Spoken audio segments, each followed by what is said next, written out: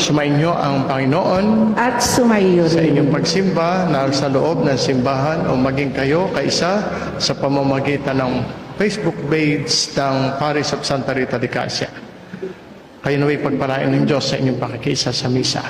Inyong iayalay sa Diyos, itaas sa Diyos sa inyong mga intention. Naway tayo pakinggan at tayong lahat ipagbigyan ng Diyos sa anumang ating kahilingan. Espesyal nating ipagdasal at ialay ang misa, lalong-lalo na para sa mga naghandog ng pamisa.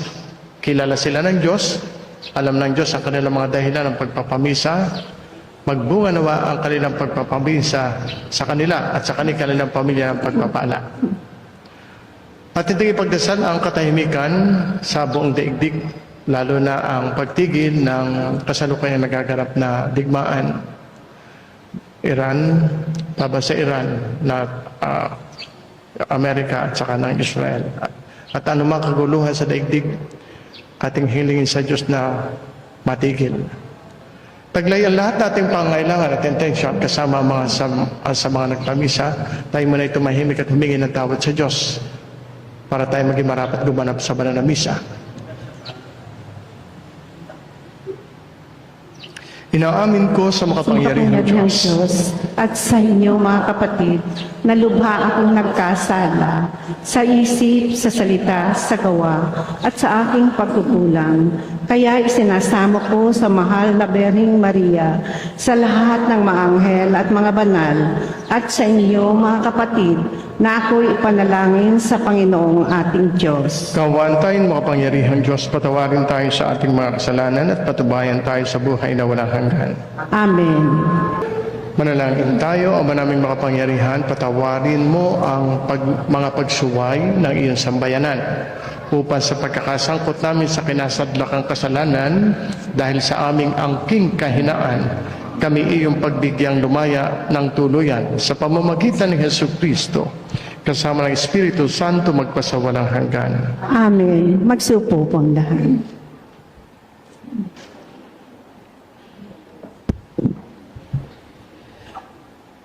Pagbasa mula sa aklat ni Propeta Jeremias. Naririnig kong nagbubulungan ang karamihan. Tinagurian nila akong kilabot saan man. Sinasabi nila, isuplong natin, isuplong natin. Pati matatalik kong kaibigay, naghahangad ng aking kapahamakan. Wika pa nila, marahil ay malilin lang natin siya. Pagkatapos, dakpin natin at paghigantihan. Subalit, ika'y nasa panig ko, Panginoon. Malakas ka't makapangyarihan. Madara pa ang lahat ng umuusig sa akin. Hindi sila magtatagumpay kailanman. Mapapahiya sila sapagkat hindi sila magwawagi. Mapapahiya sila habang panahon. At ito'y hindi makakalimutan. Makatarungan ka kung sumubok sa mga tao.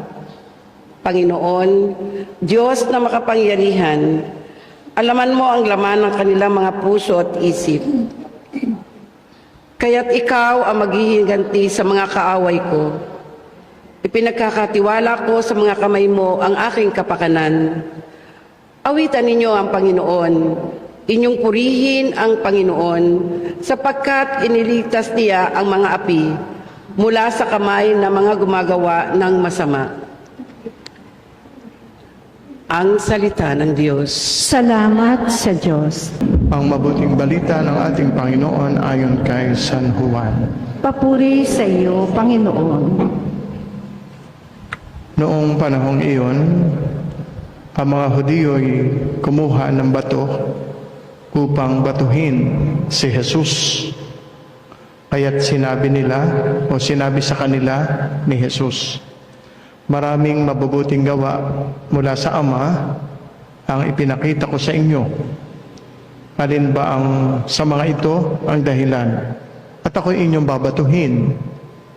Sinagot siya ng mga Hudyo, hindi dahil sa mabuting gawa kaya ka namin babatuhin, kundi dahil sa paglapastangan mo sa Diyos. Sapagkat nagpapanggap kang Diyos, gayong tao ka lang.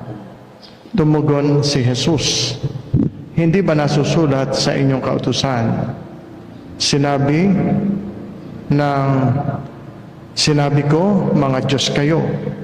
Mga Diyos ang tawag ng kautusan sa mga pinagkatiwalaan ng salita ng Diyos at hindi maaring tanggihan ang sinasabi ng kasulatan. Ako'y hinirang at sinugo ng Ama. Paano ninyo masasabi ngayon na nilalapastangan ko ang Diyos sa sinabi kong ako ang anak ng Diyos? Kung hindi ko ginagawa ang mga bagay na ipinagagawa ng aking Ama, huwag ninyo akong paniwalaan. Ngunit kung ginagawa ko iyon, paniwalaan ninyo ang aking mga gawa. Kung ayaw man ninyo akong paniwalaan, sa gayon, matitiyak ninyong nasa akin ang Ama at ako'y nasa Kanya. Tinangka na naman nilang dakpin si Jesus o siya, ngunit siya'y nakatalilis. Muling pumunta si Jesus sa ibayo ng Jordan sa pook na noong unay pinagbibinyagan ni Juan. Nanatili siya roon at maraming lumapit sa kanya. Sinabi nila, si Juan ay walang ginawang kababalaghan, ngunit totoong lahat ang sinabi niya tungkol sa taong ito at do'y maraming sumampalataya kay Jesus. Ito mga kapatid ang mabuting balita ng ating Panginoon. Pinupuri ka namin, Panginoong Hesukristo. Ang lahat po'y magsiyo. Kaya magandang umaga po sa inyo lahat. At sa mga sumisimba sa pamamagitan ng online mass, magandang buhay po, magandang buhay. Tingnan natin kung paano tayo tinuturuan ng Diyos. Ano ang kahulugan ng gospel na binasa ng pari at napakinggan ninyo. Sa Ebanghelyo, muling nahaharap si Jesus sa matinding pagtutol ng mga Hudyo. Nais nila siyang batuhin dahil sa paniniwala ng mga Hudyo na siya'y nagpapanggap lamang, siya'y nagkukunwari lamang na Diyos. Yun ang paniniwala ng mga Hudyo. Ang mahalagang punto dito ay inaangkin ni Jesus ang kanyang pagka-Diyos. Ako'y Diyos. Ako at ang Ama ay iisa. Dahil dito, nagalit ang mga Hudyo at inakusahan siya ng paglapastangan sa Diyos. Ito ay malinaw na pagpapahayag ng kanyang pagka-Diyos, pero iyon ay hindi tinanggap ng mga Hudyo. At ano naman ang patunay ng kanyang pagkakakilanlan sa kanyang claim that He is God and He and the Father are one? Ano yon? Ang kanyang mga gawa. Kaya sabi sa banal na kasulatan, kung hindi ninyo pinaniniwalaan ang aking sinasabi na ako'y Diyos, paniwalaan ninyo ang aking mga gawa. Kaya nga ang aral ng simbahan, mula sa mga turo ni Jesus, ang mga himala ni Jesus ay hindi lamang pagpapakita ng kanyang kapangyarihan, kundi patunay na siya ay Diyos. The miracles of Jesus are not merely displays of power, but revelations of who He truly is, that He is God among us, Emmanuel. Kaya nga Christ's wonders were not meant to impress, but to reveal His divine identity. Every miracle of Jesus is a sign pointing not just to His power, but to His divinity. The works of Christ do not only amaze, hindi lamang para tayo gulatin, para magkaroon ng pagpapakita ng kanyang kapangyarihan, kundi pagtatakip ng taklob upang malantad ang kanyang pagka-Diyos. Kaya Jesus did not just perform wonders, He revealed He is truly God. Kaya nga sa banal na kasulatan, ang paanyaya sa atin ay ang hamon. Hindi tayo basta lamang naniniwala. Tayo tumatanggap sa katotohanan. Si Jesus ay hindi basta tao. Siya'y Diyos na totoo na naging tao. Hindi tayo tinawag ni Jesus para lamang maniwala sa pamamagitan ng isip. Tinawag niya tayo para makipag-ugnayan sa Kanya sapagkat siya'y Diyos. Maniwala sa Kanyang salita, maniwala sa Kanyang mga gawa, magtiwala sa Kanyang kapangyarihan at isabuhay ang Kanyang salita. Kaya huwag natin tularan ang mga taong tumanggi na kilanlin si Jesus bilang Diyos. Sa halip buksan ang ating puso, palalimin higit pa ang ating pananampalataya at lalo't higit ipakitang tayo nabubuhay dito sa ating pananampalataya sa pamamagitan ng tuluyang pagsamba sa Kanya. Yes, tayo imperfect, may mga pagkukulang, pero tayo tinatawag ng Diyos sa kaganapan at isa sa pinto at hagdan ng kaganapan ay ang siya'y kilalanin bilang Diyos sapagkat ito'y katotohanan. God is not looking for perfect people, but for hearts willing to believe and to follow Him. Sana'y pagpalain kayo lagi ng Diyos. Bunga na rin ang inyong pakikinig at ng inyong palagihang pagpapahalaga sa misa. Ituloy natin ang pagdiriwang. Tayo dadako sa pag-aalay. Ang mga mag-aalay, kayo na may pagpalain ng Diyos. Iniaalay ninyo ang inyong sarili kay Jesus upang kayo maging kalugod-lugod na handog ni Jesus sa ating Amang nasa langit. Manalangin kayo mga kapatid upang itong ating paghahain ay kalugdan ng Diyos sa mga makapangyarihan. Tanggapin nawa ng Panginoon itong paghahain sa iyong mga kamay, sa kapurihan niya at karangalan, sa ating kapakinabangan at sa buong sambayanan niyang banal. Sa misang ito atin ding sinasamahan sa pagpapasalamat ang mga mag-aaral ng Bulbok Elementary School at saka ng Banaba West. Sila'y sumisimba sapagkat sila'y nagpapasalamat sa Diyos. At ating ipagdasal na sila ay patuloy na pagpalain ng Diyos kasama ang kanilang mga pamilya. At pinupuri ng pari, pati ang mga guro na pinili nilang magkaroon ng misa at pakatalo sila sa misa bilang pagpapasalamat nila sa Diyos. Tama po iyon.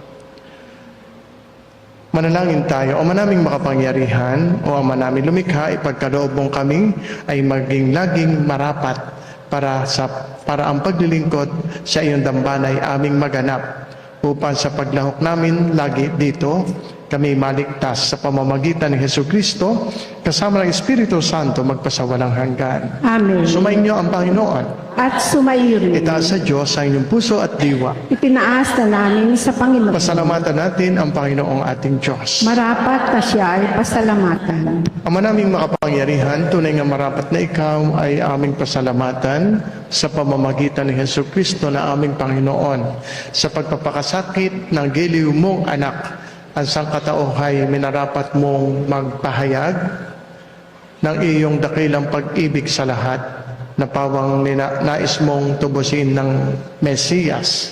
Sa harap ng iyong kadakilaan, kapusan dila naming magsaysay sa pag-ibig na makapangyarihang sa krus ay itinanghal.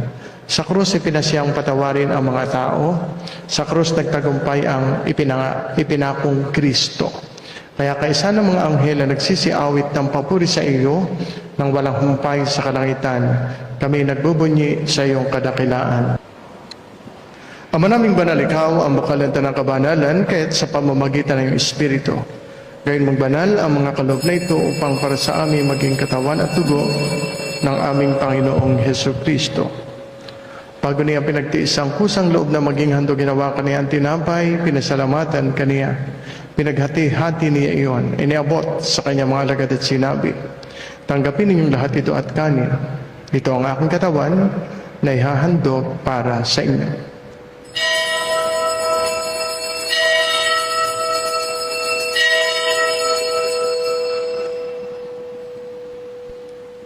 Ganyan din naman, nung matapos ang hapunan, hinawakan niya ang kalis. Uli kaniyang pinasalamatan. Iniabot niya ang kalis sa kanyang mga alagad at sinabi, tanggapin ninyo lahat ito at inumin. Ito ang kalis ng aking dugo, ng bago at walang hanggang tipan. Ang aking dugo na ibubuhos para sa inyo at para sa lahat sa ikapagpapatawad ng mga kasalanan. Gawin ninyo ito sa pag-alaala sa akin.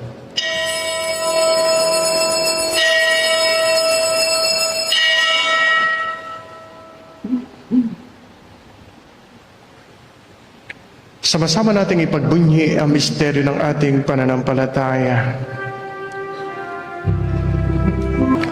Ama, ginagawa namin ngayon ang pag-alala sa pagkamatay at muling pagkabuhay na iyong anak at tiniaalay namin sa iyong tinapay na nagbibigay buhay at ang kalis na nagkakaloob ng kaligtasan. Kami nagpapasalamat dahil kami iyong minarapat na tumayo sa harap mo para maglingkod sa iyo.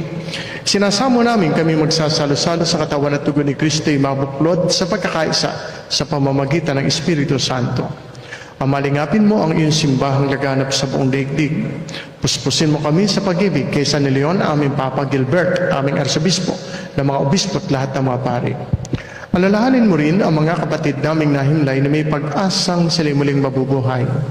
Gayun din ang lahat ng mga pumanaw. Kaawaan mo sila't patuluhin sa iyong kaliwanagan. Kaawaan mo at pagidapatin kaming lahat na makasalo sa iyong buhay na walang wakas.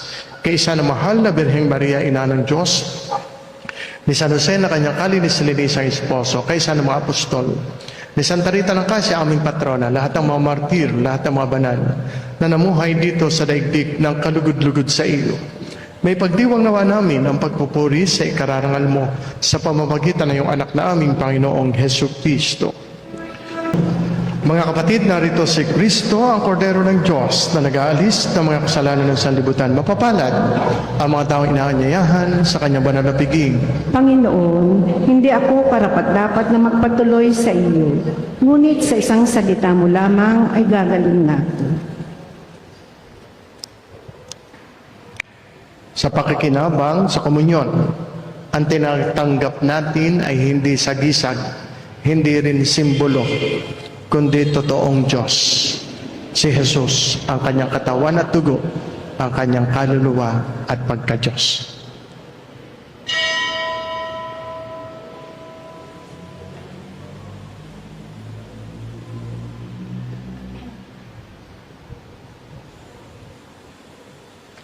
Katawan ni Kristo, Amen.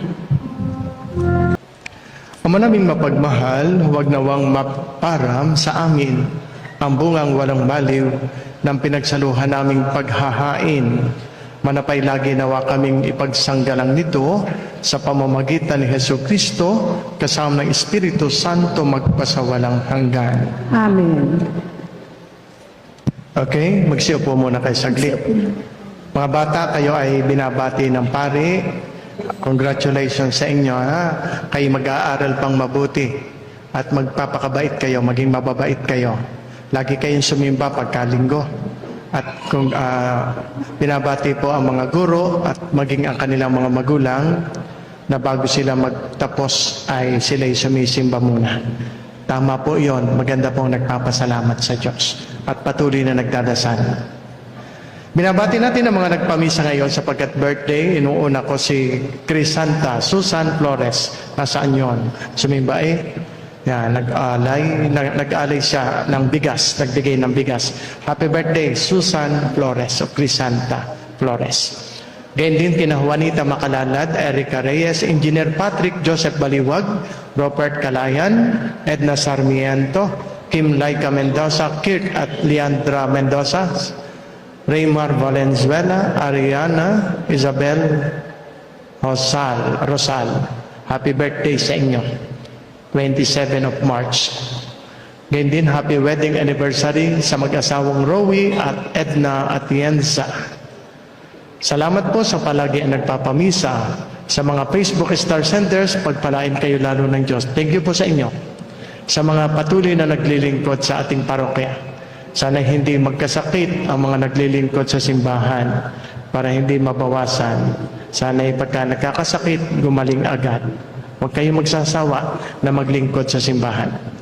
And then, kasama natin sa misa ngayon sa pamamagitan ng online, sina Edna Atienza, Malin Barceros, Marcado Lorsi, Rosalinda Macaraig, Amor Bagon Arabe, Mars Baril, Laida Mercado, Flora Cruzat, Evelyn Baliwag, ang mag-anak na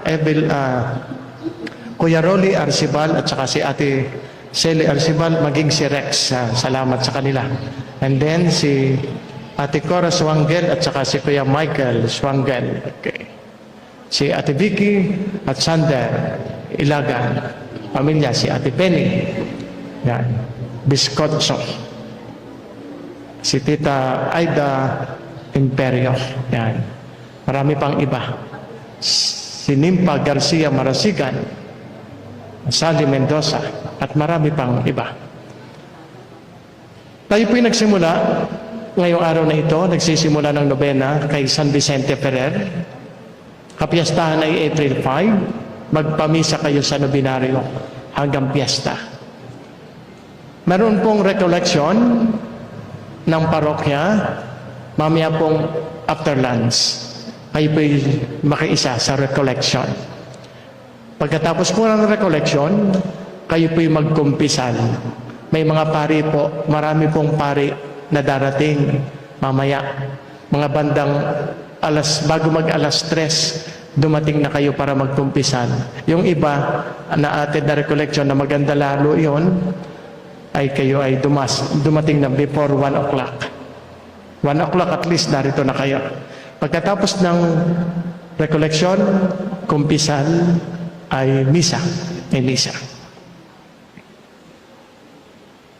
May kumpil. Mga bata, baka kayo wala pang kumpil. 12 years old, pataas, dapat may kumpil. Kaya tayo may kumpilan. Magsabi kayo sa inyong mga magulang o sabihin ninyo sa inyong mga anak na may kumpil sa parokya, magpalista. Ang pagpapalista ay nagsimula ng March 17 at magpapatuloy hanggang April 27. Magpakumpil kayo, mahalaga ang kumpil. Tungkol dito, kayo po'y makikipag-ugnayan na lamang sa office. Sige po, magsitayo na po kayo. Sumayin niyo ang Panginoon. At sumaiyo rin. Pagpalain nawa kayong lahat ng makapangyarihang Diyos Ama, Anak at Espiritu Santo. Amen. Tapos na ang pagdiriwang natin ng banal na misa, humayo kayong mapayapa.